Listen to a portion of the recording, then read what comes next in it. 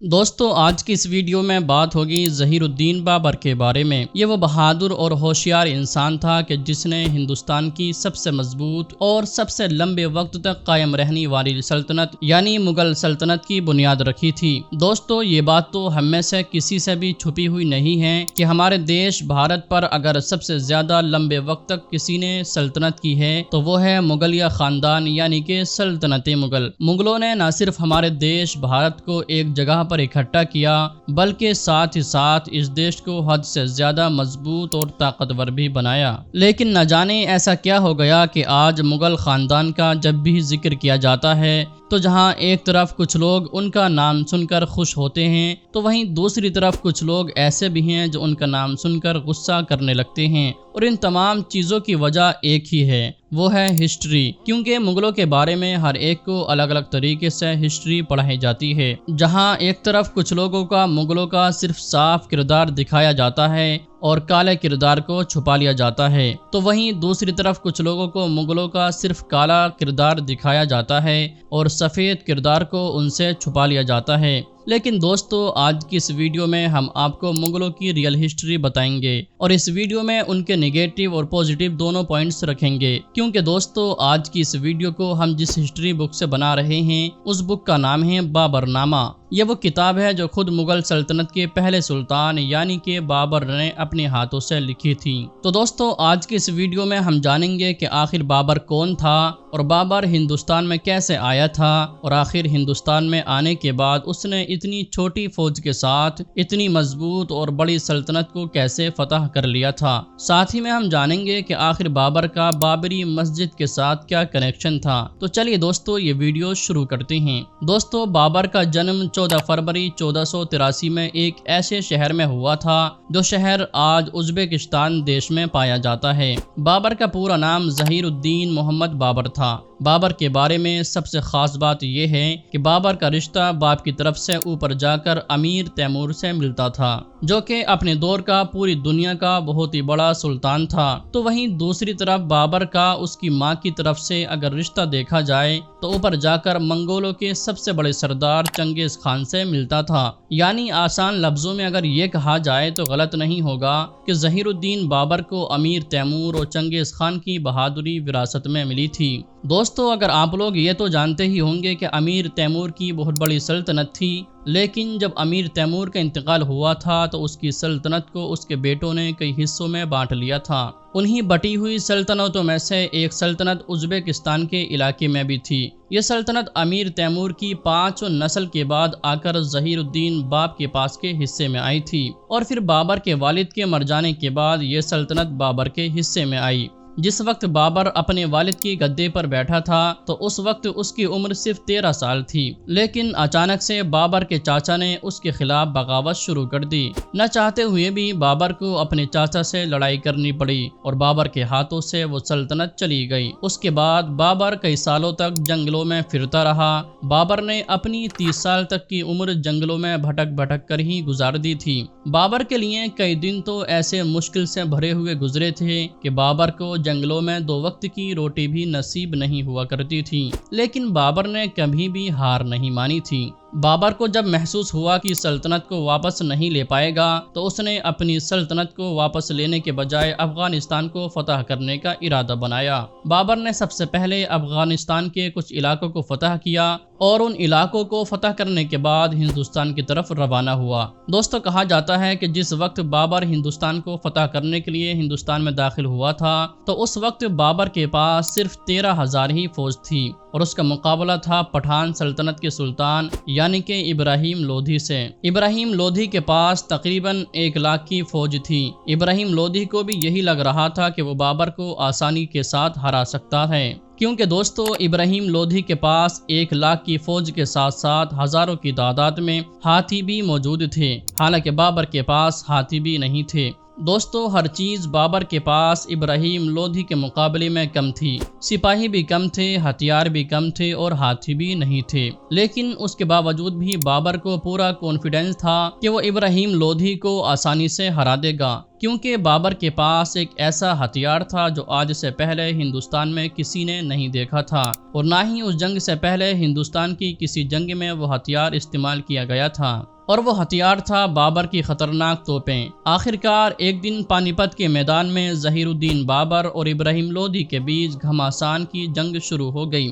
ابراہیم لودھی نے جب دیکھا کہ میری فوج بابر کے مقابلے میں حد سے زیادہ ہے تو اس نے اپنی پوری فوج کو ایک ساتھ کھلے میدان میں حملہ کرنے کا آرڈر جاری کر دیا، لیکن شاید یہ ابراہیم لودھی کی سب سے بڑی غلطی تھی، کیونکہ بابر نے جب دیکھا کہ ابراہیم لودھی کی پوری فوج کھل کر ایک ساتھ حملہ کر رہی ہے تو بابر نے بھی اپنے سارے توپ چلانے والوں کو توپ چلانے کا آرڈر دے دیا۔ بابر کے پاس اس جنگ میں تقریباً 10 توپیں تھیں۔ بابر کی جب ساری توپوں نے ایک ساتھ گولے برسانا شروع کیے تو اس کی گرج سے ابراہیم لودھی کے سارے ہاتھی پاگل ہو گئے۔ توپوں کی گرج سن کر ابراہیم لودھی کے ہاتھی نہ صرف الٹے پاؤں بھاگنے لگے بلکہ بھاگتے ہوئے خود ابراہیم لودھی کے ہزاروں سپاہیوں کو کچلتے چلے گئے، جس کی وجہ سے لودھی کی پوری فوج میں بھگدڑ مچ گئی۔ بابر نے جب اپنے دشمن کی فوج کے ایسے حالات دیکھے تو اپنی چھوٹی سی جو 13,000 کی فوج تھی اسے ایک ساتھ حملہ کرنے کا آرڈر دے دیا۔ دوستو بابر کا یہ حملہ اتنا تیز تھا کہ لودھی چاہ کر بھی اس حملے کو نہیں روک سکا، اور اس جنگ میں لودھی خود بھی مارا گیا، اور اس طرح سے ہندوستان میں بابر کو پہلی فتح نصیب ہو گئی تھی۔ اور اس جنگ کو جیتنے کے ساتھ ہی ساتھ بابر نے ہندوستان میں مغل سلطنت کی بنیاد رکھی تھی۔ لودھی کو ہرانے کے بعد ظہیر الدین بابر پوری شان و شوکت کے ساتھ دلی میں داخل ہوا۔ اس وقت دلی کے سارے قلعوں پر لودھی کی فیملی کا ہی قبضہ تھا، لیکن بابر نے ابراہیم لودھی کی ماں سے اس شرط کے ساتھ وہ قلعے خالی کروا لیے کہ میں لودھی کی فیملی کے سبھی ممبر کو کچھ نہیں کہوں گا اور نہ ہی کسی کو کوئی جانی مالی نقصان پہنچایا جائے گا۔ بابر نامے میں خود بھی بابر نے یہ بات لکھی ہے کہ وہ ابراہیم لودھی کی ماں کو ہمیشہ ماں کا درجہ دیا کرتا تھا اور انہیں ماں کہہ کر ہی پکارا کرتا تھا، لیکن پھر کچھ سالوں کے بعد ابراہیم لودھی کی ماں نے بابر سے اپنے بیٹے ابراہیم لودھی کا ہار کا بدلہ لینے کے لیے بغاوت شروع کر دی، یہاں تک کہ بابر کے کھانے میں زہر بھی ملوا دیا تھا، لیکن بابر کو جب اس بات کی خبر ہوئی تو بابر نے انہیں قید کروا دیا، اور اس کے بعد کہا جاتا ہے کہ کچھ دنوں کے بعد قید خانے میں ہی ابراہیم لودھی کی ماں کا انتقال ہو گیا تھا۔ دوستو دلی کی سلطنت پر بیٹھنے کے بعد بابر کے سامنے جو سب سے پہلی مصیبت تھی وہ تھی میواڑ راج کا رانا سانگا، کیونکہ رانا سانگا بابر کی سلطنت کو قبول کرنے کے لیے ہرگز تیار نہیں تھا۔ حالانکہ آپ کو جان کر حیرانی ہوگی کہ بابر کو ہندوستان میں رانا سانگا نے ہی بلایا تھا، رانا سانگا نے ہی بابر کو یہ خط لکھا تھا کہ تم بھارت آؤ اور بھارت کو ظالموں کے ہاتھوں سے چھڑا لو، کیونکہ دوستو رانا سانگا یہ سوچ رہا تھا کہ شاید بابر بھی اپنے جد امجد یعنی کہ امیر تیمور کی طرح ہندوستان کو فتح کر کے اور اسے لوٹ کر کے واپس چلا جائے گا، اور جب لودھی سلطنت لٹ جائے گی تو ہم سب راجپوت مل کر ایک ساتھ ایک بڑی سلطنت قائم کر لیں گے۔ لیکن دوستو اسے اس بات کا ذرہ برابر بھی شک نہیں تھا کہ بابر ابراہیم لودھی کو ہرا کر ہندوستان میں ہی رہ کر سلطنت قائم کرنے لگے گا۔ لہٰذا دوستو جب بابر نے دلی پر سلطنت کرنا شروع کی تو رانا سانگا نے بابر کی سلطنت سے انکار کر دیا۔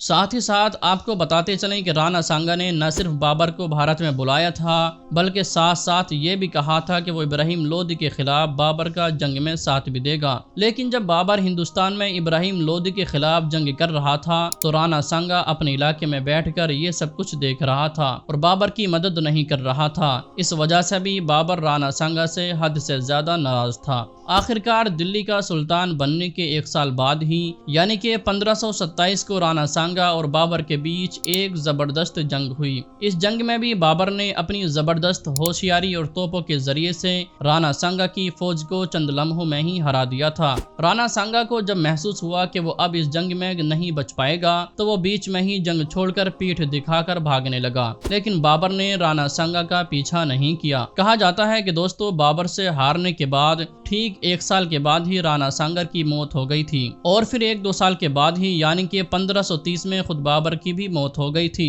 دوستو اگر بات کی جائے بابر کی قبر کے بارے میں تو کیونکہ بابر نے یہ نصیحت کی تھی کہ اس کو مرنے کے بعد اس کے پرانے وطن یعنی کہ کابل میں ہی دفن کیا جائے، تو اس لیے اس کے بیٹے یعنی کہ ہمایوں نے کابل میں ہی دفنایا تھا۔ آج بھی بابر کی قبر کابل شہر میں موجود ہے۔ دوستو بابر کی موت کے بارے میں ایک یہ کہانی بھی مشہور ہے کہ بابر کا بیٹا یعنی کہ ہمایوں، جس سے بابر بہت ہی زیادہ پیار کرتا تھا، ایک بار بیمار ہو گیا تھا۔ ہمایوں کو بیمار دیکھ کر بابر بہت ہی زیادہ پریشان ہوا کرتا تھا۔ بابر ہمیشہ رو رو کر یہی دعا کرتا تھا کہ اللہ تعالیٰ تو میرے بیٹے ہمایوں کو ٹھیک کر دے، چاہیں تو ہمایوں کے بدلے میں میری زندگی لے لے، یعنی میری عمر بھی میرے بیٹے ہمایوں کو لگ جائے۔ اور کہا جاتا ہے کہ اچانک سے ایک دن ہمایوں ٹھیک ہو گیا۔ جس دن ہمایوں ٹھیک ہوا اسی دن سے بابر بیمار رہنے لگا، اور آخرکار کل 47 سال کی عمر میں بابر کا انتقال ہو گیا تھا۔ دوستو آج کے دور میں اگر بابر بادشاہ سے جڑی ہوئی کوئی چیز سب سے زیادہ مشہور ہے تو وہ ہے بابری مسجد، کیونکہ بابری مسجد بابر کے ہی ایک عظیم سیناپتی یعنی کہ میرا باقی نے بنوائی تھی۔ بہت سے لوگ اس غلط فہمی میں بھی رہتے ہیں کہ بابری مسجد کو مغلوں کے پہلے بادشاہ یعنی کہ بابر نے بنوایا تھا، حالانکہ دوستو یہ ان کی غلط فہمی ہے، کیونکہ یہ مسجد بابر نے نہیں بنوائی تھی، بلکہ بابر کا تو ایودھیا میں کبھی بھی آنے جانے کا کوئی بھی ثبوت موجود نہیں ہے۔ دوستو اگر بات کی جائے اس مدعے پر کہ بابر ایک ظالم قسم انسان تھا یا پھر ایک رحم دل انسان تھا، تو اس ٹاپک پر آج بھی آپ کو بہت سارے الگ الگ رائے دیکھنے کو مل جائیں گے۔ جہاں ایک طرف کچھ لوگ اس کی تعریف کریں گے، اسے رحم دل بتائیں گے، تو وہیں دوسری طرف کچھ لوگ اسے ایک ظالم قسم کا انسان بھی بتائیں گے۔ یعنی یہ ایک ایسا ٹاپک ہے جو آج تک نہیں سلجھ سکا ہے، کیونکہ دوستو ہسٹری میں جہاں ایک طرف بابر کی کچھ رحم دلی کا ذکر آیا ہے تو وہیں کچھ ظلم کا بھی ذکر آیا ہے۔ بابر نامے میں خود بابر نے لکھا ہے کہ جب اس نے بھارت دیش کو فتح کیا تھا تو اس کے کچھ سپاہیوں نے غریبوں کے ساتھ لوٹ مار کی تھی، ان کے جانوروں کو چھین لیا تھا، ان کا پیسہ اور مال وغیرہ بھی چھین لیا تھا۔ اس بات کی خبر جب بابر کو لگی تھی تو بابر نے نہ صرف ان فوجیوں کو سزا دی بلکہ ان میں سے کچھ تو ایسے تھے جنہیں موت کی سزا بھی سنائی تھی۔ اس کے علاوہ جب بابر نے بھارت کو فتح کیا تھا